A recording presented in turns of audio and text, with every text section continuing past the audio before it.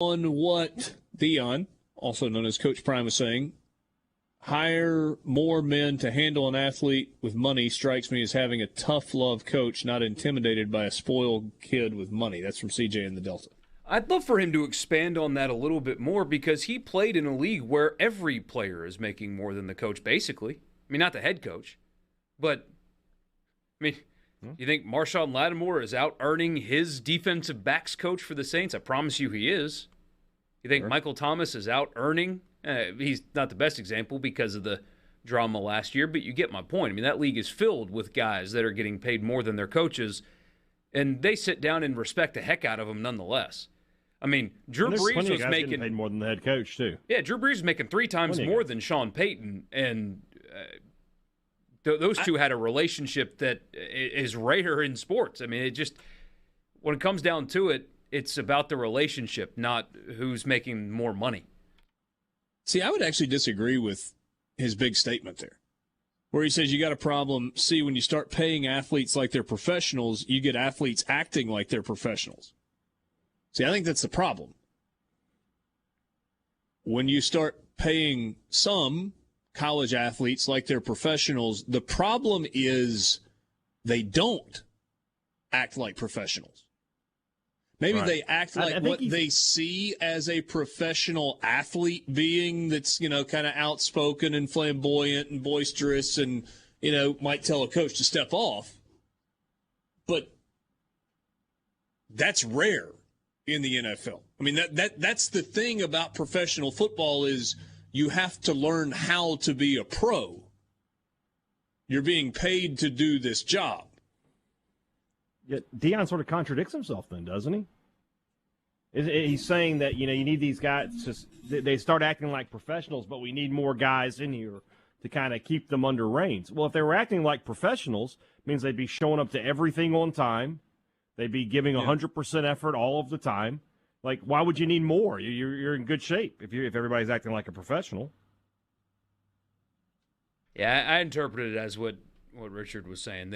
They're acting like what they think. Right. They're acting like the outliers of Latrell Sprewells and the movie Antonio star Browns football players and things like that. Yeah. The movie football players. Because people like to, especially around here, like to rag on professional athletes. When we talk pro sports, they're just overpaid crybabies or prima donnas or whatever.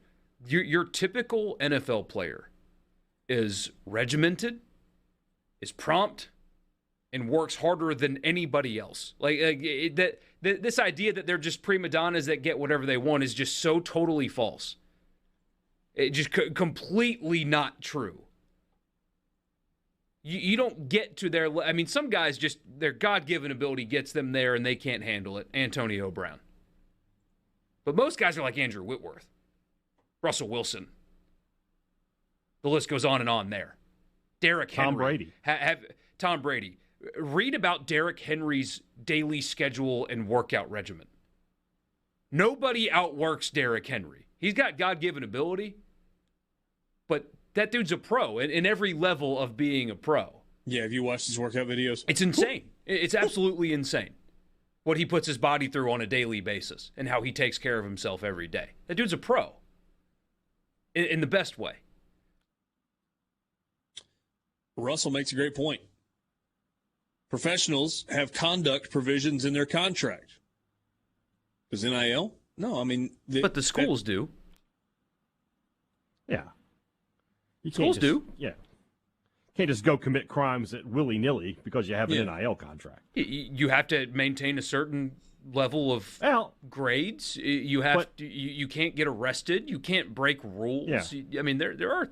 And it's not uniform. It's not like the NFL's is. It definitely differs by school. And honestly, I mean, let's be really honest.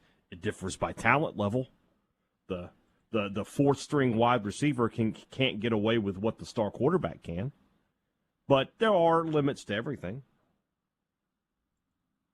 Yeah. But that's true of life, man. I can't get away with what, the super rich can. Just how life is. But here's one important thing. that I've been thinking about lately. Maybe a booster can infiltrate the locker room and force the coach to play certain players. But when, say, this $8 million quarterback shows up to Tennessee and he's not particularly good, or he's got a bad attitude, Josh Heupel does not have to play him. He is under no obligation to play him, and here's the important reason why. Because Josh Heupel's employer is not paying him. It's some random booster in Nashville with a company or whatever they've pulled that money together for. And it's more of a gray area than that because the boosters give money to the school and all that, but still, it's not like the athletic director at Tennessee is the one that worked the contract for that $8 million quarterback. Josh Heupel is under no obligation to play these guys because of the money they got. If he's not worth it, he's not going to play. It's not going to happen. If he acts up, he's not going to play. The best players are going to play. If you're not taking care of your own and some booster gave you $50K to go to school there and you're not doing your job, guess who's not going to play? Because there's 85 guys on a college football roster. I mean, how many times have we seen it? There is a particular defensive lineman at Ole Miss who an NFL team picked up. Was more talented than guys that played ahead of him. But after the Alabama game, acted up in practice. Barely played the rest of the season. The team could have used him. He would have helped them. But he acted up. Left the practice field, if I understand the story correctly. They kept him on the team, but didn't play him much. Yeah. That will still happen regardless if this particular player got $50,000 or not. If you act up, you're not going to play. People forget that that's still how it's going to work. It works that way in the NFL. Basically, what NIL has allowed people to do is just live out their worst-case scenarios about everything in college sports. It's just like, oh, my God, the world is going to collapse. Nothing's going to happen. Nothing is going to change. Alabama's still going to get the elite recruits. Mississippi State and Ole Miss will still get, for the most part, get the guys that they're after. We'll play games on Saturday. It's going to be okay, guys.